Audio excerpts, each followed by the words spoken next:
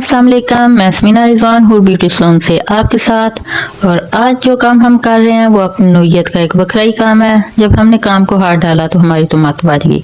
हमने इसकी वीडियो बनाना शुरू की कि कितना टाइम लगता है, पर इस काम पर हमारे तकरीबन 5 दिन लग गए। पता नहीं, ये हमारे माशरे का एक अजीब सा अलमिया है, समझ से बाहर है। ये लड़की हमारे पास लाई गई थी कि इसके बाल जुड़ गए हैं।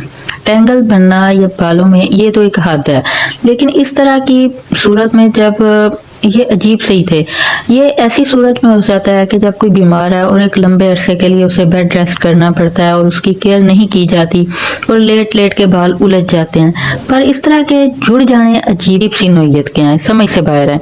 ये इस तरह के जुड़े हुए हैं, ना तो ये इनके ये इतने हार्ड किस्म के थे, ना तो ये काट सकते थे ना खुल सकते थे। मेरा ख्याल है इसे टोका लेके ना तो काटा जाए ना तो तब भी मुश्किल ही था।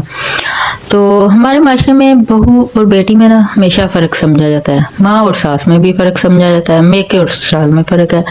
और देखा जाए तो अगर कोई बीमार हो जाता है ना तो माँ अपनी बेटी के लिए दिन रात एक कर देती है, उसकी तीमारदारी करती है, सेवा कर रही है, हर काम उसका कर रही है, ना वो थकती है, ना उसे कोई परेशानी नहीं होती है कि मैं बेटी के लिए कर रही हूँ, हर काम करेगी।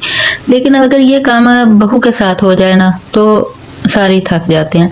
और अगर देखा जाए तो अगर हम अपनी बहू के लिए भी ऐसे ही जज्बात रखें या अपनी सास के लिए, बेटियां बहुएं अपनी सास के लिए ऐसे जज्बात रखें तो माशरा ज़रूर बेहतर हो जाएगा, इसमें कोई हर्ज नहीं। आखिरकार बहू भी तो बेटी है, अपनी ना सी किसी की तो है। इसी तरह सास भी अपनी माँ ना सी किसी की माँ तो है ना। और बच्चियों की जब भी तरबियत की जाती है तो उसे उन्हें बताएं कि ससुराल में भी जाते हैं तो जैसे ही माँ से कभी डांट टिपट खा लेते हैं या किसी ने कुछ कह दिया है तो उसको बर्दाश्त कर लें, कोई हर्ज नहीं। और इस तरह अगर देखा जाए कि किसी पेशेंट के साथ भी अगर कोई अटेंडेंस होता है तो उसका मुंह साफ करता है, उसका खाना खिलाता है, बालों में कंघी करता है, सवारता है। तो अगर ये बच्ची अपने घर में रह के भी ये चीज़ों से दूर है तो क्यों ऐसा हुआ है? बहरहाल ये इनके घर का अपना ज़ाती मसला था, हमारा काम था बाल खोलना, जो कि हमारे लिए एक चैलेंज सा बन गया हुआ था। और हम इनके बाल खोलते खोलते काफ़ी टाइम लग रहा था, इतने उलझे हुए थे कि ये खुलने का नाम तो ले नहीं थे रहे। और हमने तकरीबन कंघी की नोकों से उन्हें खोलते जा रहे हैं और वह दर्द की शिद्दत से चला भी रही थी क्योंकि वो इतने हार्ड थे, चिपक रहे थे, स्मेल अंदर से आ रही थी। और हमारे लिए भी ये एक चैलेंज ही था, लेकिन बड़ा अजीब सा चैलेंज हो गया था कि दोबारा हमारी तौबा थी कि इस तरह का काम आए तो हम करें। अब चौथे दिन तक तो हमने तकरीबन इसके काफ़ी बाल खोल लिए हुए थे और तकरीबन टॉप पे रह गए थे कि जिनको खोलते जा रहे थे कि लास्ट तक हमारे हाथ थक गए थे। तो बाकी काम हमने नेक्स्ट डे के लिए छोड़ दिया था।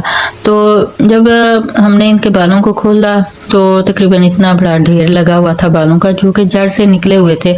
और उनको आप देखें, यकीन करें, इस तरह के बाल अगर बच्चियों के जब गिरते हैं तो उनको इतनी टेंशन होती है। और अगर इतने बाल बच्चियां देख लेना किसी की कि इतने बाल टूटे हैं तो मेरा ख्याल है हार्ट अटैक आना उनके लिए कोई बड़ा इशू नहीं था। तो इस वीडियो का मकसद यही था कि अब समझ नहीं आती कि इसमें कसूर बच्ची का है, उनके घर वालों का है या ससुराल वालों का है। अल्लाह का वास्ता हम यही कह सकते हैं कि जब शादियां करते हैं तो फैसले मुसल्लत ना करें, बच्चों की राय ज़रूर ले लिया करें। अच्छा जी, तो इनके बालों को खोलते खोलते अब तो हमारी बस हो गई थी। अब ये हमारा जब 5वां दिन आया है तो उसमें हमने फिर क्या किया, इनके बालों में शैम्पू करवाया, उसके बाद कंडीशनर लगाया और हेयर मास्क लगाया, रिलैक्स किया इनके बालों को। तो अल्हम्दुलिल्लाह इनके बाल सारे बिल्कुल सॉफ्ट थे, नरम थे।